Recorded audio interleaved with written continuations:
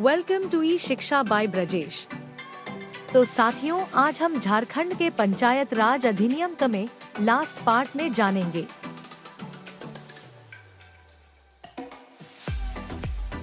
पेसा अधिनियम में अनुसूचित क्षेत्र के लोगों की परंपरा, सामाजिक और धार्मिक पद्धतियों तथा उनकी सांस्कृतिक पहचान आदि को बचाए और बनाए रखने की व्यवस्था है।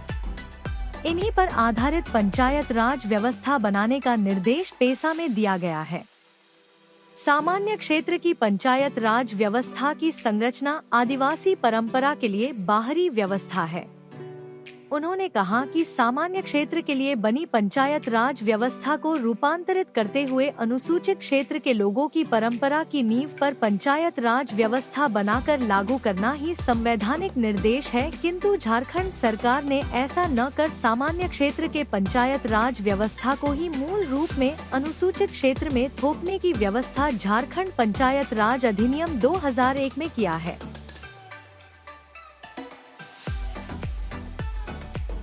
जिसे लागू करने से आदिवासी समुदायों की सामाजिक और धार्मिक पद्धतियां, परंपरा, कस्टमरी लॉ, सांस्कृतिक पहचान, सामुदायिक संपदाओं की परंपरागत प्रबंध पद्धतियां नष्ट हो जाएंगी। इसी कारण झारखंड सरकार ने पेसा की धारा 4 में वर्णित सभी 22 प्रावधानों को लागू नहीं किया है, ताकि राज्य सरकार आदिवासियों को सामुदायिक या प्राकृतिक संपदा को मनमानी ढंग से लूट सके।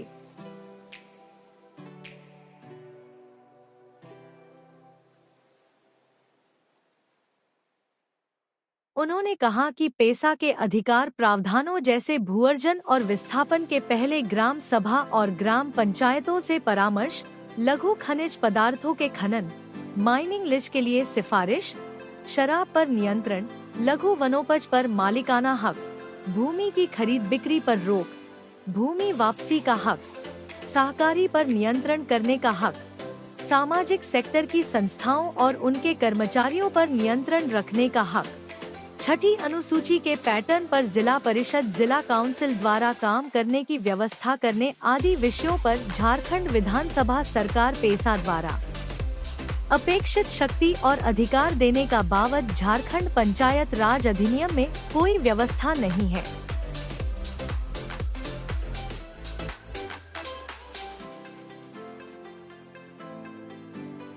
इस प्रकार के दोषपूर्ण और आपत्तिजनक तथा परस्पर विरोधी झारखंड पंचायत राज अधिनियम के बनवाने और लागू करने का श्रेय पूर्व मुख्यमंत्री बाबूलाल मरांडी और उसके बादी श्री अर्जुन मुंडा सरकार को जाता है।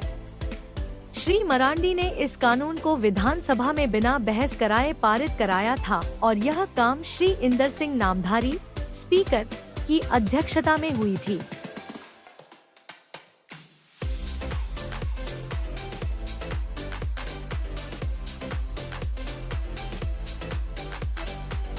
साक्षात्कार 2, ग्राम सभा की शक्तियां और उसके कार्य।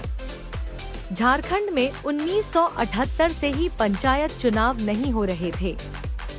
पंचायत विकास की राशि पूर्व मुखियाओं, प्रखंड विकास पदाधिकारियों और ठेकेदारों के द्वारा हड़पी जा रही थी। इस भ्रष्टाचार को मिटाने और अनुसूचित इलाकों में नए किस्म की पंचायत व्यवस्था लाने के लिए 1996 में पेसा कानून का निर्माण किया गया। झारखंड 2001 में झारखंड पंचायत राज अधिनियम 2001 बनाया गया, जिसमें पेसा के तहत दिए गए कई महत्वपूर्ण प्रावधानों को सम्मिलित नहीं किया गया, जिसके लिए हमारी लड़ाई जारी रहेगी।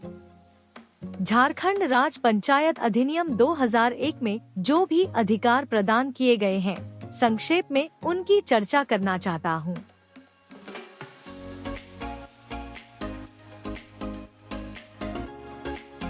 पूर्व में गांवों के विकास के लिए योजनाएं दिल्ली, रांची, जिला मुख्यालय और प्रखंड से बनकर आती थी। उन योजनाओं से ग्रामीणों का सहमत होना जरूरी नहीं था, लेकिन जब से पेसा कानून बनाई गई है, तब से यह प्रक्रिया ही उलट दी गई है।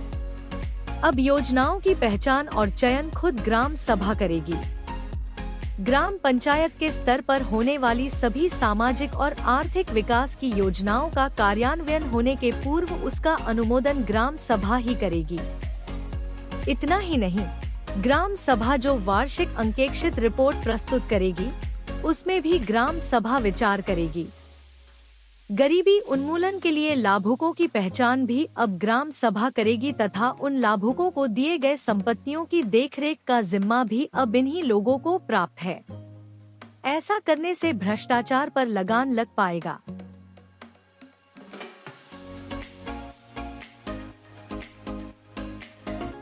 हम यह अच्छी तरह जानते हैं कि यहाँ के लोगों की आजीविका जल, जंगल, जमीन, गौण खनिज, लघु वनोपज, कुआं, तालाब, सड़क आदि पर निर्भर है। अब इन परिसंपत्तियों का निर्माण और देखरेख की जिम्मेवारी भी ग्राम सभा को प्राप्त है। अब ग्राम सभा सार्वजनिक स्थलों का निर्माण, दुकानों, पेय पदार्थों, फलों, सब्जियों, हाट बाजारों, मेलों एवं अन्य वस्तुओं के विक्रेताओं के लिए नियम कानून बना सकेगी। यानी ग्राम सभा सभी प्रकार की बुनियादी सुविधाओं के लिए योजना बना सकेगी और उसका प्रबंधन करने में भी सक्षम होगी। उपर्युक्त बुनियादी सुविधाओं के अलावे जो धारा 10 क में दिए गए हैं, ग्राम सभाओं को और भी अतिरिक्त शक्तियां और कर्तव्य धारा 10 उपधारा अ के अंतर्गत प्रदान किए गए हैं। आदिवासियों की सांस्कृतिक पहचान एवं सामाजिक संपत्तियों एवं विवादों को अपने परंपरागत तरीके से निपटाने और सुरक्षित रखने का अधिकार है।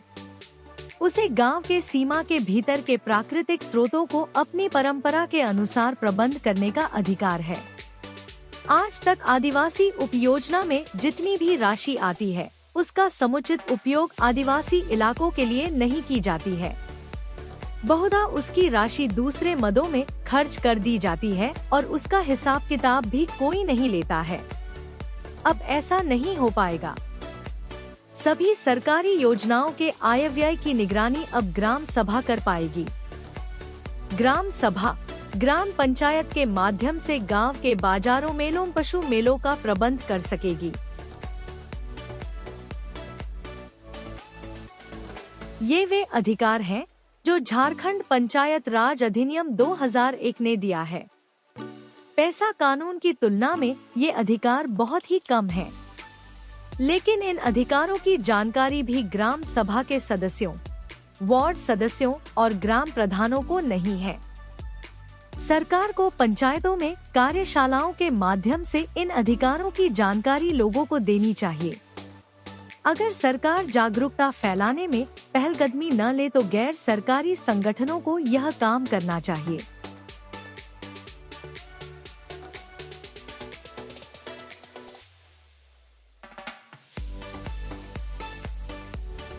साक्षात्कार 3, ग्राम सभा और हाल में बने कानून। एक लंबे अरसे के संघर्ष के बाद झारखंड में पंचायत चुनाव संपन्न हुए हैं। पंचायत रूल्स बनाने में सरकार ने लगभग 5 साल का समय लिया, फिर भी वह पैसा कानून के संगत पंचायत रूल्स नहीं बना सका। यह असल में संवैधानिक कानून का उल्लंघन है। परिणामस्वरूप पंचायत के चुने हुए प्रतिनिधियों को और साथ साथ ग्राम सभाओं को पैसा कानून के तहत दिए गए ज्यादा अधिकारों से वंचित रहना पड़ा।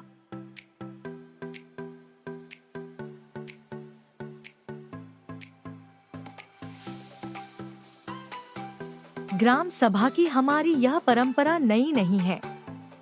आदिवासी समाज और उसके साथ सदियों से जीवन यापन करने वाली मूलवासी समुदाय हजारों वर्षों से ग्राम सभा करते आए हैं। आपसी झगड़ों के समाधान से लेकर सामाजिक रीति रिवाजों के निपटारे में ग्राम सभा की महत्वपूर्ण भूमिका रही है। यह ग्राम सभा समाज के रीति रिवाजों एवं परंपराओं का सम्मान करती है। कई विपरीत परिस्थितियों के बावजूद आज भी यह कई समुदायों में जीवित है।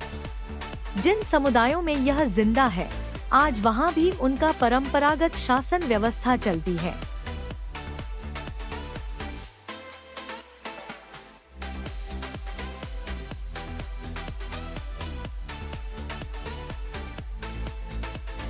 इसी शासन व्यवस्था को मजबूत करने के लिए सरकार ने ग्राम सभा को कई अधिकार दिए हैं।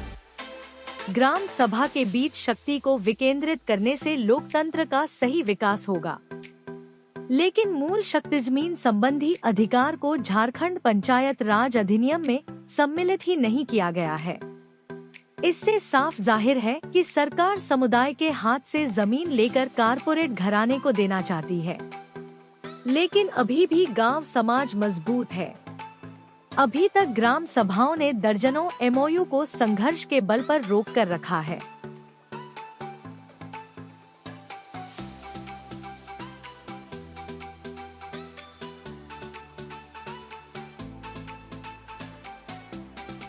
मनरेगा ग्रामीण इलाकों के लिए एक महत्वपूर्ण कानून है, जिसके अंतर्गत अकुशल मजदूरों को काम मांगने पर 100 दिन का काम दिए जाने का प्रावधान है। जितने लोगों को काम दिया जाएगा उनमें से कम एक तिहाई महिलाएं होनी चाहिए। सबसे मजेदार बात यह है कि काम अपने पंचायत में ही मिलेगा। लेकिन ग्राम सभा की कमजोरी के कारण इस कानून के रहते हजारों महिलाएं रोजगार के लिए बाहर पलायन कर रही हैं, जहां उन्हें न तो उचित मजदूरी और सुरक्षा ही मिल पाती है।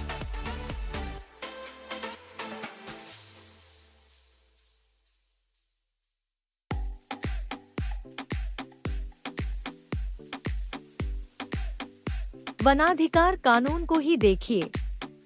इस कानून के अंतर्गत दावेदारों को 10 एकड़ तक वन भूमि मिल सकती है और इसकी पूरी शक्ति ग्राम सभा को दी गई है। लेकिन कितने लोगों को वन भूमि का इस्तेमाल करने का मौका मिला? ग्राम सभा के लोग अपने अधिकार नहीं जानने के कारण घूस देकर कागज बनवा रहे हैं।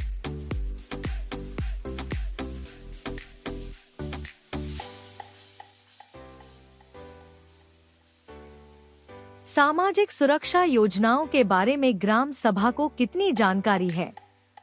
राशन की दुकान, अंत्योदय अन्य योजना, मध्याह्न भोजन योजना, आंगनबाड़ी केंद्र, राष्ट्रीय वृद्ध पेंशन योजना, अन्नपूर्णा योजना, राष्ट्रीय मातृत्व लाभ योजना, राष्ट्रीय परिवार लाभ योजना की देखरेख की जिम्मेवारी ग्राम सभा को प्राप्त है। लेकिन ये योजनाएं भ्रष्टाचार की भेंट चढ़ गई हैं। सूचना के अधिकार कानून को प्रयोग भी लोग नहीं करते। ऐसी परिस्थिति में भ्रष्टाचार पर लगाम कैसे लगेगा?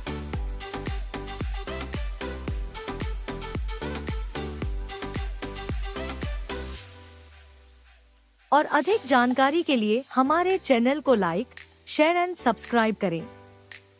Thank you.